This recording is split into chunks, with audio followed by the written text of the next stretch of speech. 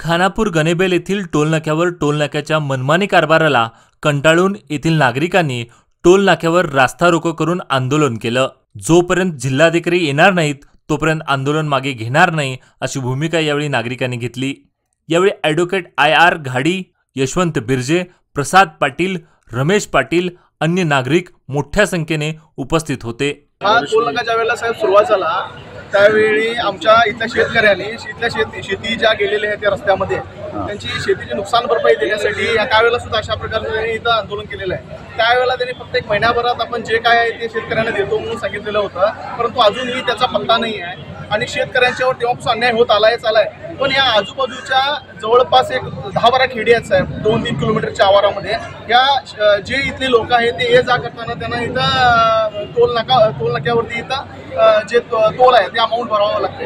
हा एवढा मोठा अन्याय आहे की काही लोकांची घरं या टोलनाक्याच्या ह्या बाजूला घर आणि टोलनाक्याच्या त्या बाजूला शेती आहे, अशाने सुद्धा इथं भरावं लागतंय। आम्ही कितीतरी पेशंट आमच्या गाड्यामधून ज्यावेळेला घेऊन येतो साहेब त्यावेळेला याने पेशंटांना सुद्धा असलेला इमर्जन्सी असलं तरी याने सोडत नाहीत, पण कुठला तर राजकीय पुढारी नेते मंडळी आली तर त्यांनी हा लवकर आपला जे काय हे आहे ते ओपन करून त्यांनी फ्रीमध्ये पाठवून देतात। अशा प्रकारचे भरपूर अन्याय झालेले आहेत साहेब आणि या शेतकऱ्यांना तर न्याय मिळावाच, बरोबर या आजूबाजूच्या जे साधारण गावची लोक आहेत, माझं तर म्हणणं आहे की 15 किलोमीटरच्या रेडियसमधल्या येथील जे आपले नागरिक आहेत त्या सर्वांना टोलपासून त्या टोलच्या ह्याच्यापासून माफी मिळावी, तो त्यांना टोलमुक्त करावा अशी मी सरकारकडे इथं विनंती करतोय आणि पत्रकार बांधवांच्या वतीनं तुम्ही ते मांडावं अशी तुम्हाला सुद्धा विनंती करतो। ज्या गाड्या एक्झम्प्टेड आहेत आमचा त्याच्यावर आक्षेप नाही।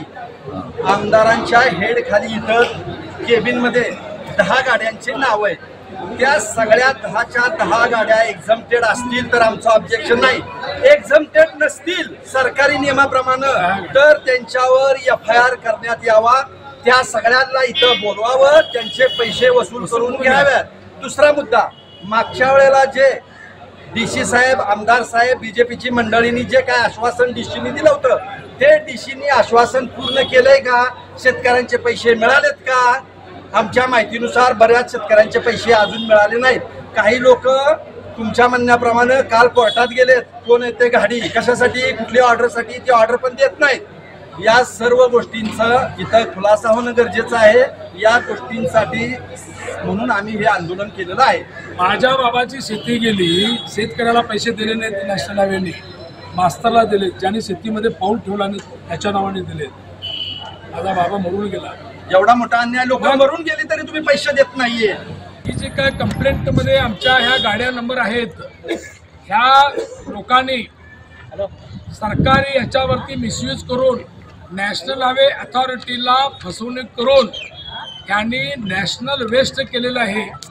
आम्हाला अभिमान आहे की ह्या हायवेवरती जो माणूस जातोय ऑफिशियली जो एक्झम्प्ट आहे, आमदार, माजी आमदार, पोलीस ऑफिसर, नॅशनल हायवेच्या नियमाप्रमाणे ते ठीक आहे, परंतु ह्या यादीमध्ये जे काही नमूद केलेल्या ज्या गाड्या आहेत ते कोणत्याही कायदेशीर नियमानुसार एक्झम्प्ट झालेले नाहीत, किंवा ह्यांच्यावरती मी स्वतः काँग्रेस पक्षाच्या वतीनं मी कंप्लेंट आम्ही CPI समोर आम्ही सादर केलेली आहे।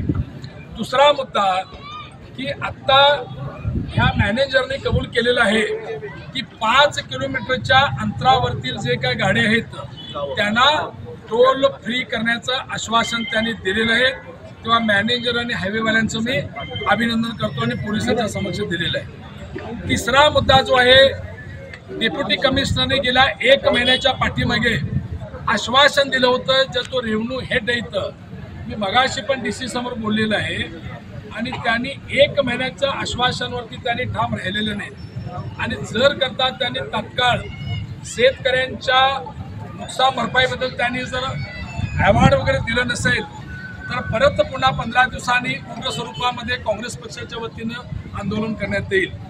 कारण नॅशनल हायवेने जे काय नुकसान भरपाई केली त्याच्यामध्ये माझा स्वतः बाप शेतकरी गेले 2.5 महिने माझ्या बापाने शेती केली,